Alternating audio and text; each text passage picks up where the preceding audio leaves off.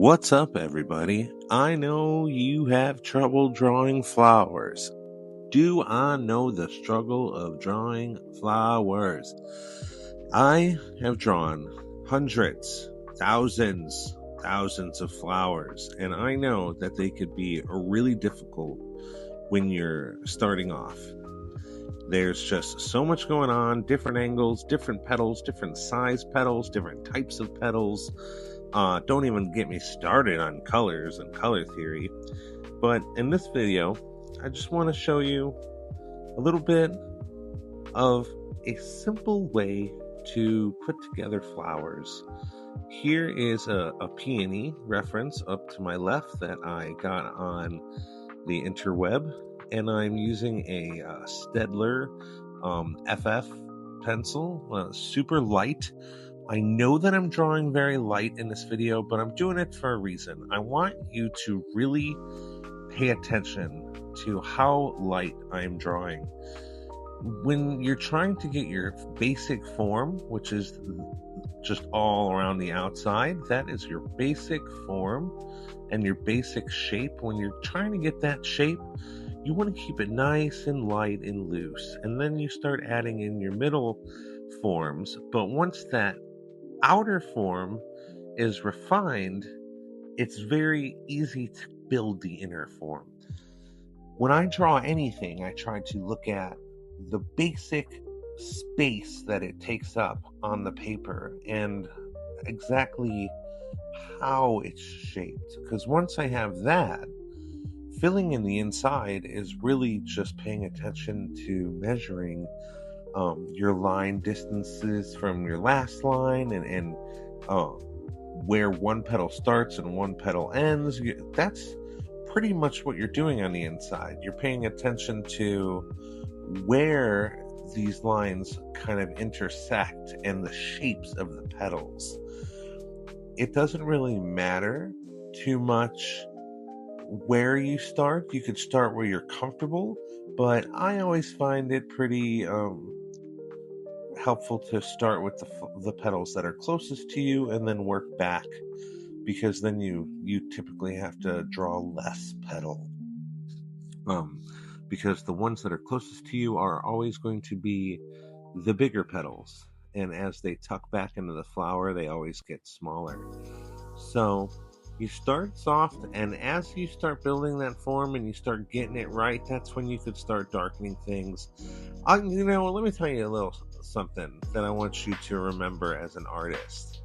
And I'm going to tell you this for a very specific reason, because someone a long time ago told me the opposite, and I believe them.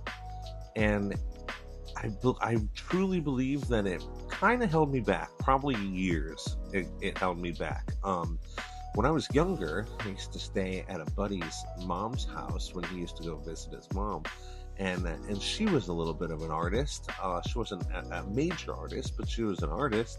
And she told me once, because she saw me with my sketchbook, that real artists don't use erasers, and real artists don't need references. They can draw from their head. Now, I understand what she's saying. There's people like Karl Kopinski and I'm gonna bash his name, as Kim Jung-ji. I'm pretty sure I bashed that name. I apologize. But you have artists like that who are just incredible drawers, and they could draw anything they want off the top of their head, and that's amazing.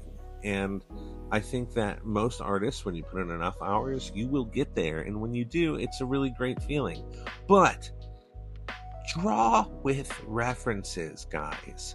References, it's like taking your brain to the gym, and every time you draw something, you're building that muscle, and it makes it that much easier to draw it the next time, until eventually you don't really need the references, and you could freehand your tattoo sleeves or your floral designs or your mural work. But in the beginning, don't be afraid of references. Use many references if you need them. It's crazy how messed up it was of her to tell me that at that age, because it really did affect me. Because for years I was like, I'm just gonna draw to the top of my head, and I'd be drawing like an elephant, and I'm like, I don't know what an elephant looks like. Where's the position of the eye? Like in reference to the tusks, like how long is the nose typically? How far down does it fall? Like, there's so many things you just don't know until you look at a reference. So don't be afraid of your references. Super important. As you can see, I'm starting to pull this design together in a little stronger form. So I'm adding some heavier line weight.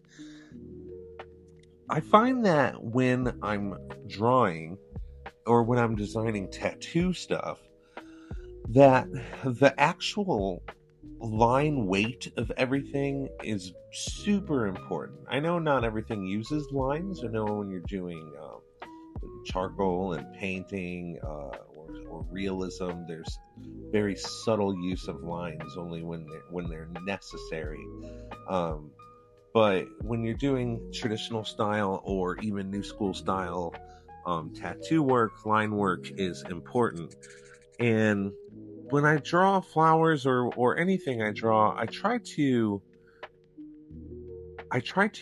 make sure that there's several different line weights going on in each object to really give the flower some depth. And we're just going to do the basics here. I'm just going to show you here. This would be your form.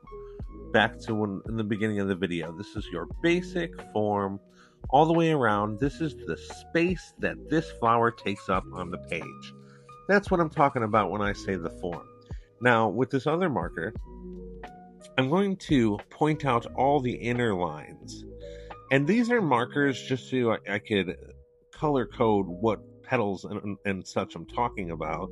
But when I'm outlining flowers tattoo wise or drawing them for a sleeve, these inner lines that are done in purple are usually done with a thinner line than that orange line on the outside. The outside form is always slightly thicker than all these lines on the inside. And now, if you're going to come back and put details inside these petals, you would want to use an even thinner line.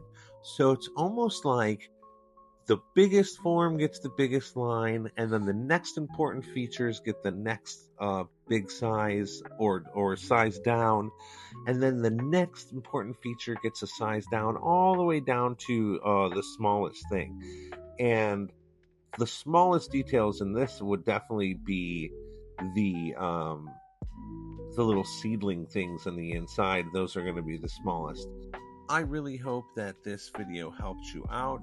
Do me a favor, and if you enjoyed this video, or if you have other questions and you're enjoying my teaching, leave me some thoughts in the comments. Maybe tell me some things you would like to learn, and I will definitely be reading them and I will respond. And I hope I can make more videos to help you in the future. If you want to see me shade this peony, you click on this video right here.